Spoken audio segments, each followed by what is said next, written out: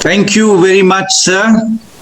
Professor Dubey, Professor Nanda, all fellow panelists, my greetings again to all of you, and it is indeed a pleasure to be part of this conversation. I think a number of very, very important points have been made by Professor Dubey, Professor Nanda, and Professor Dar. And I'll just build on some of those things largely in a macro context without getting into the nitty-gritty of the sectoral issues. We can get into some of those subsequently if there is a clarification and question and so on.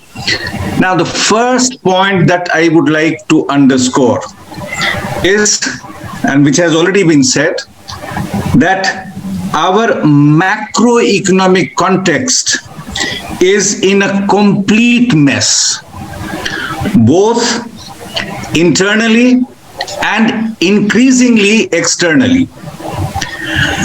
Now, if you look at the standard indicators, very standard indicators, GDP growth, as was mentioned, we have been for quite a while on a downslide. Before the pandemic, 9 quarters, as was mentioned by Bishwajit, and then subsequently, things have been much worse, as we know. In any case, even that a pre-pandemic year growth rate has been revised, as you know, it is brought down from 4.2 to 4 now.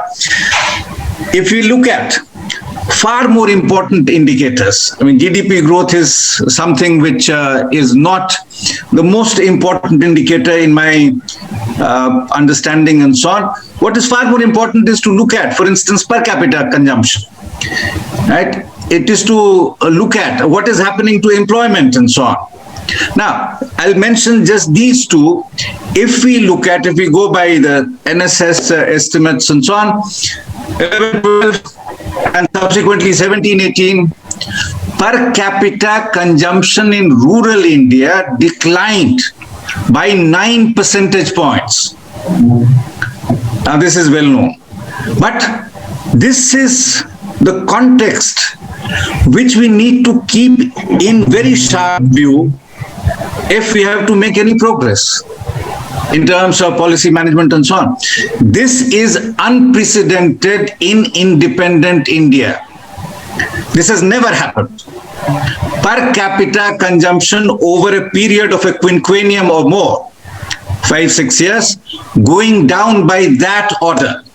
And it happened across deciles.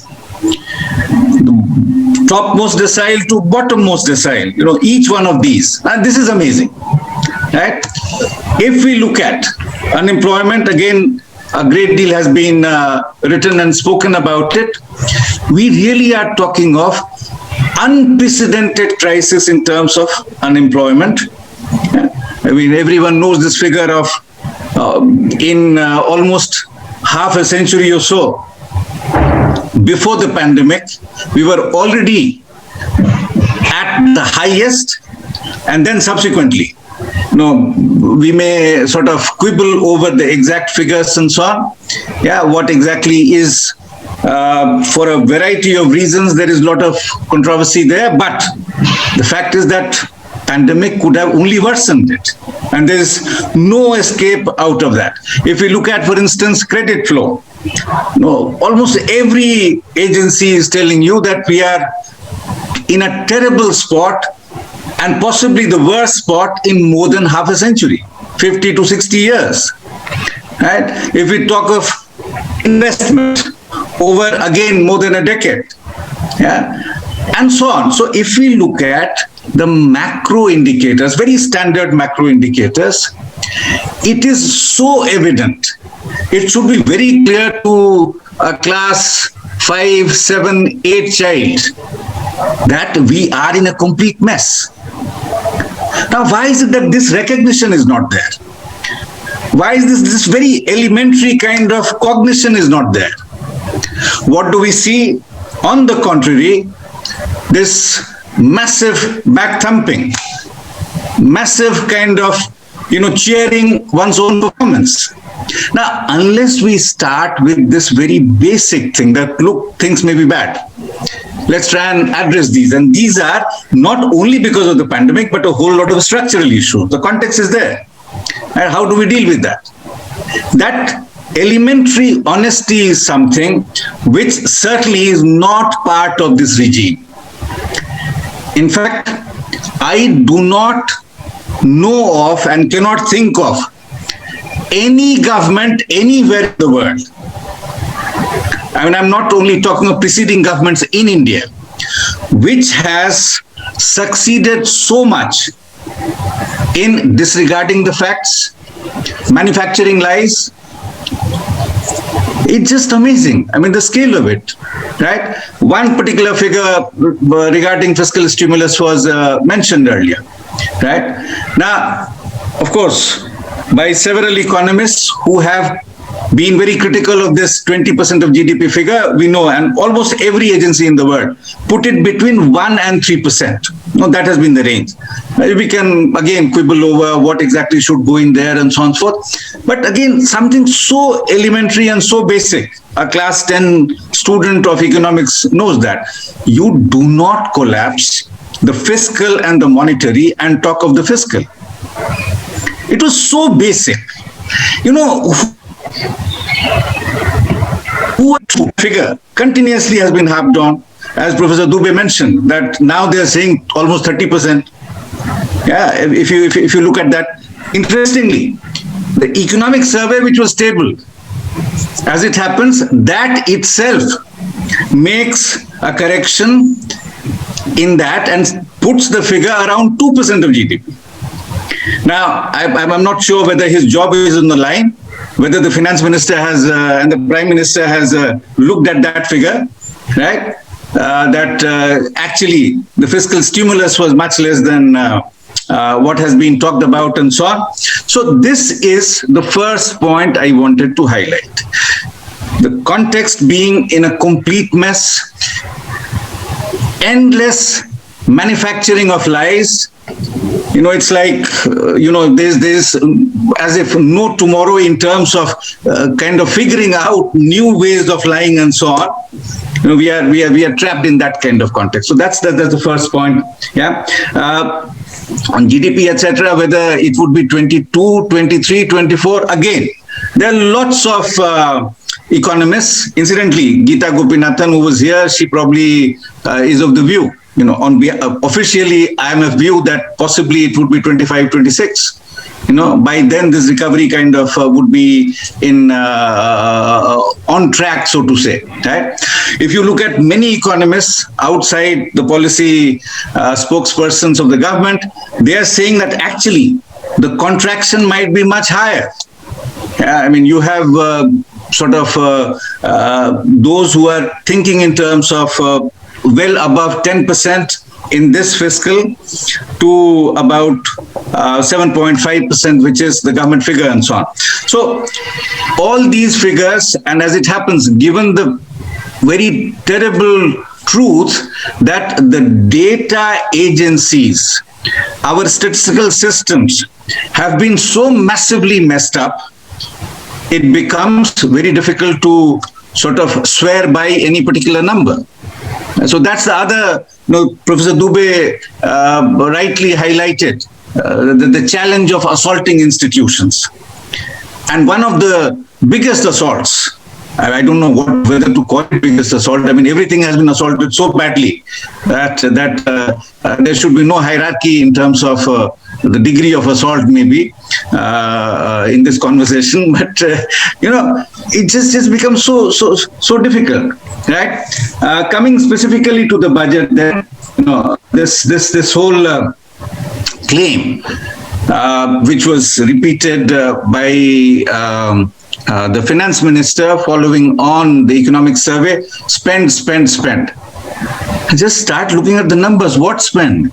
Where have you spent? Right? Now, it is indeed the case that in terms of the overall revised estimate, yes, things have increased, etc. Yeah, but once we start making sense of that, For instance, something which was supposed to be a different methodology, right? And now that you account for, I'm referring to FCI, and now you say that, this is something which should be accounted for as it happens from this year, and as regards the revised estimate as well, suddenly, the numbers change. So in terms of fiscal expansion, it becomes a trickery, right? It is acknowledging a fiscal deficit, and rightly so. That limited transparency is most welcome, right? But, that essentially then tells you that it's something which is not really a real expansion anywhere, right? So this increased sort of, amount accounted for now for FCI and so on, that is, and then consequently, various figures relating to food security and so on will come into serious question, as has been pointed out by a number of experts in the last couple of days and so on. Right? So the revised revenue, it sort of goes up to almost 34 lakh crores. Right? And likewise, the expenditure also kind of increases somewhat. But if you look at the overall revenue situation, what is the kind of downfall that we are talking about? In the year 2018-19, it was already from the budget estimate to the revised, it was already 1,90,776 crores. In the year 2019-20, it was 297,772 crores, almost 3 lakh crores. Right? This year, it's already more than 4 lakh crores and so on. Yeah? And it's only the revised estimate. We don't quite know what the final figure would be, etc. That's the kind of challenge in terms of fiscal space, which the country has to, and the policymakers have to come to terms with. That we are in a very, very difficult kind of fiscal space sort of context. And why has that happened? It has happened precisely for the reasons which were highlighted by Professor Dubey, Professor Nanda, and Professor Dhar. Right? I mean, business as usual is not going to be helping policy making. Giving concessions to the corporate sectors, fudging of figures there, etc., and allowing them to go scot-free and so on, and more of the same. Where do you get the resources then? Where will the resources come from? Right? And acknowledging this increased fiscal deficit is perfectly fine, and I think it's a good thing where sort of at least an intent has been conveyed that, look, we are not too worried about fiscal deficit. And that point is well taken. But the whole question of getting the resources in place, where do we get these from? Now, there, the most important point, the most important strategy seems to be something which is already massively discredited, highly controversial: sell more and more of India. Like Khelo India, it has become Cello India. I mean, this is amazing. As was pointed out by Professor Dubey, I mean, how can you sort of keep following this track, which raises so many questions? The same government, or same party which was earlier outside the government and so on, what was its tune? What was it saying? That, look, I mean, fortunately we have Ashwini Mahajan, Dr. Mahajan, who is part of this Swadeshi Jagran Manch. He will probably tell us more about it, that how livid this particular political formation was about selling anything. And what happens now? So that putting on the fast track further, the amount 1.75 lakh crores has already been mentioned. We know that 2018 it was Air India had been put on the block. nothing has happened. There are lots of problems. So in any case, hoping that through this disinvestment we will get more resources is in any case questionable, apart from the fact that this is probably not the best strategy. Yeah, you have to be very strategic, and Professor Dubey mentioned a particular committee and how to go about it. Nothing is even acknowledged in terms of official strategy of disinvestment in that sense. Any kind of problems and how what could be a better way, etc., etc. Then borrowing. Now, borrowing is the other big thing, but again, it has its challenges, etc. Right? We can get into very difficult situation, and it seems as if there is a kind of a zero recognition of the challenges associated with that.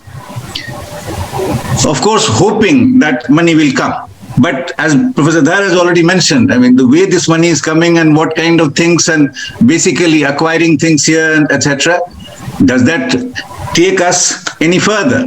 So lots of these sort of issues. So basic point relating to the second point that I was trying to make is that in terms of a fiscal strategy, in terms of an overall budgetary strategy, resource mobilization strategy, it has been stuck in a business as usual mode. It is, if anything, moving towards something which is even more worrisome: accelerated sale of public entities and so on, market borrowings of the kind that is being talked about, and so on. Now, let me very quickly come to the so-called the other side, the expenditure side, and so on. For lack of time, I'll just take a couple of minutes and try and highlight a few things.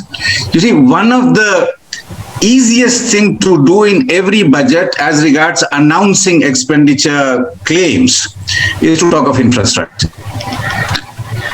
Nobody holds you accountable for that after. I think some 5-6 years ago, there was this talk of setting up, let's say, AIIMS in Darbhanga. What happened to that?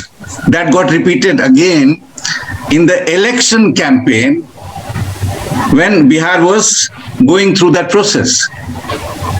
Right? Lots of things which have been announced. Many of these had been announced earlier. We have had a long history of it. Late Jaswant Singh talking of 60 lakh crores spending on infrastructure, and that is when things started changing. It's basically around that time that this kind of bombastic claims of how we are spending massively on infrastructure, right? And then sort of claiming that that will revive the economy. Much of it doesn't happen. To the extent that it happens, it basically is addressed to some sort of particular segments and friends and family who are dealing with those kinds of infrastructure programs and so on.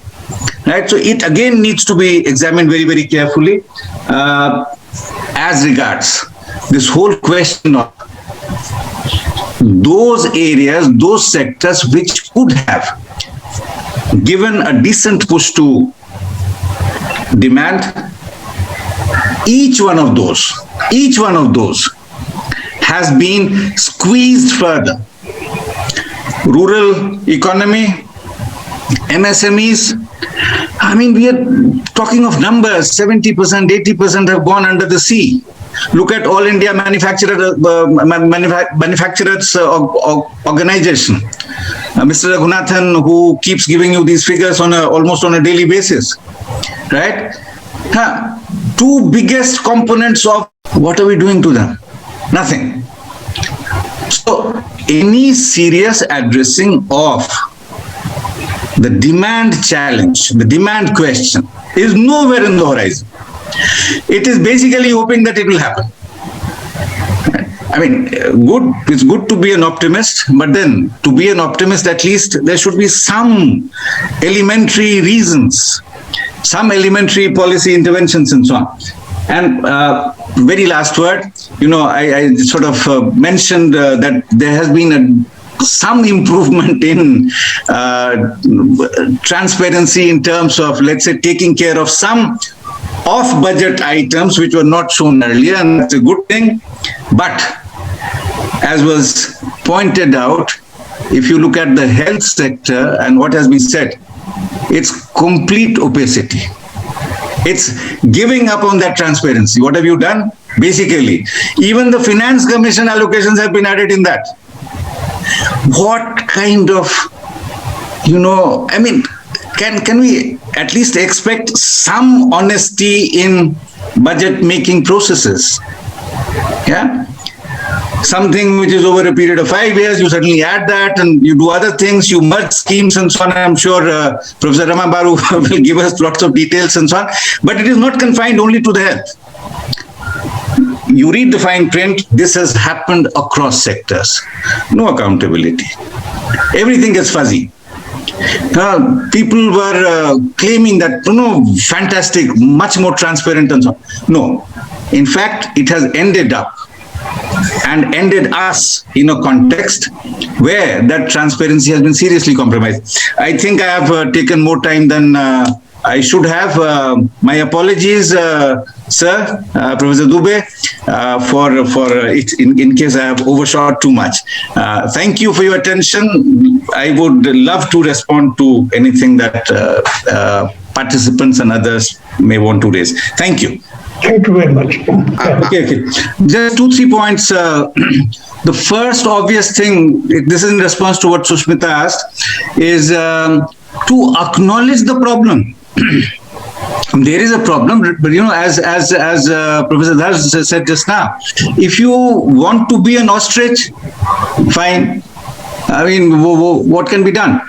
Now, the Financial Times of London, which is supposed to be one of the most, iconic spokesperson for right-wing economics, that said in early August that we have to change the way of doing what needs to be done in the context of the pandemic and so on, and talks of a lot of public sector investments, lot of things which generally economists associated with the left of center, highlight.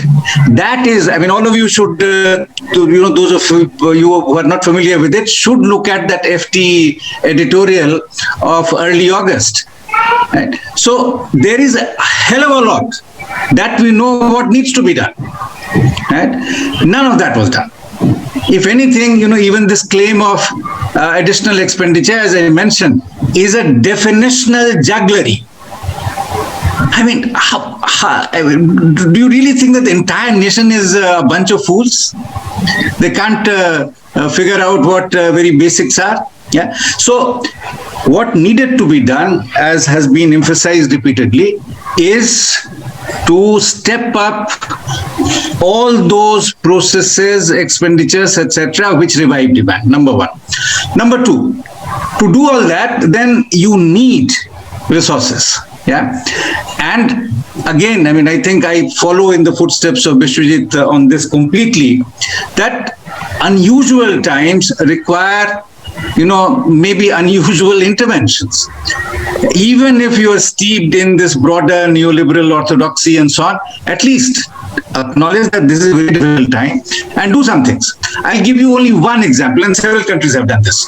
Yeah, Argentina has several countries. Let me not, for lack of time, I'll not get into the details. Can we think of at least a solidarity tax on those who can afford it? At least for 1 year, at least for 2-3 years. As per 2019 estimate, in India, the total wealth of the dollar billionaires is about 560 lakh crores. Think of 1% tax on their wealth, 5.6 lakh crores. If we assume that this wealth is being inherited, passing on generation to generation and so on, think of some percentage, 25, 30, whatever percent, is appropriate for inheritance tax, something in the neighborhood of, let's say, your corporate tax or whatever, right? We are looking at a fabulous figure of 10, 12, 15 lakh crores. Why not? So, Susmita and other young friends, it is important for us to recognize two things. That there is just no way. Given the kind of trap that this government is in terms of its thinking, its friendship with certain kinds of, people, so to say, that is out. Yeah. Thank you, sir. Thank you. There is one question in the chat box for Professor Rama Baru. Madam, I think you have read the question. Would you like to respond to it? This is this center state. I have replied on. We've been having a chat in the chat box. So, okay. There are two. I just want to highlight two more important issues as far as health is concerned. You see, there has been a gradual centralization of certain health schemes, and these have become very important populist programs and are being used in their elections, state elections. So, whether it's the Ayushman Bharat or many of the other cash transfer schemes that have been put in place for health, it's for hospitalization, etc. It has a certain populism which it creates, and people actually feel. And this has been one of the important departures in the welfare sector as far as this government is concerned, that this, plethora of populist programming and the depth and the height of which we cannot really understand, and how it actually, in terms of governance, spans out at the state level, is a very important issue. And if you look at the Finance Commission, if you look at it in relation to what the economic survey says, and you look at the budget, they're all out of sync. Because the 15th Finance Commission actually, says that you need to finance health much more. And the analysis done in the economic survey is actually a good analysis. But in the translation, so, somebody, I think in the morning said, so will his job be on the line? Because, clearly... You said it, Praveen. I think it's particularly exemplified in the case of health, right? So I'm just saying that really the center state issue is very important. To what extent does this government actually respect federalism? You saw the whole GST issue also, and that the states, as far as health is concerned, are actually in the red because they have battled the COVID pandemic with limited resources, and they are finding other ways to finance, So I think this is a very, very important issue. I think there is one more question in the chat box. It is by Professor Vivek, I think Vivek Kumar. Professor Jha may like to respond to it. And the question is about, he is making a point that we all are talking about budget allocations that have been made in this union budget, but there has been a very little discussion on actual budgeting or actual expenditure. And the figures that have been released recently, they show a very deplorable picture. That is, the actual expenditure has been very low than what was allocated last year in the union budget. So, Professor Jha, if you would like to respond to this. You see, I think I'll respond very briefly because we have really run out of time. Two things need to be noted. In general, the quality of expenditure, etc., is one very important concern. So you should not be looking only at the quantity. Number two, as it happens, for last several years, actual is more than the revised, which is more than the final, budget estimate is more than the revised, and then the revised is sort of more than the actual expenditure. That always happens. Now, this time what has happened is essentially in some segments, some pockets, in fact, the revised was more than the budgeted. And that we need to acknowledge. For instance, as has already been mentioned, Narega and so on and so forth. So yes, so it was unusual, and in that sense, but yes, the whole one we need to examine these estimates much more carefully, both for quantity and quality. Thank you. Thank you. So we conclude now. I think we have now reached the outer limit of the time that we set. Thank you very much, all of you, for joining us and giving such a well-studied and detailed presentation in each area. A very, very enriching discussion, and we will try to bring out something within a couple of days. So thank you very much indeed. Thank you, sir. Thank you very much, sir. Roping in this conversation, all of us. Thank you. It was lovely conversation. Absolutely. Thank you very much. Thank you, sir. Should we close the meeting, sir? Yes, because I think that we have in our part, Satyanarayan Katha, where we invoke the gods to come. And then at the end, there's a sentence that Sarve Devas Swasthanam Gacha. All the gods, you go back to your own place. Thank you. No, this time the gods are there in their places, sir. We don't have to go. We are just here. Okay. Thank you, sir. Thank you. Thank you, sir.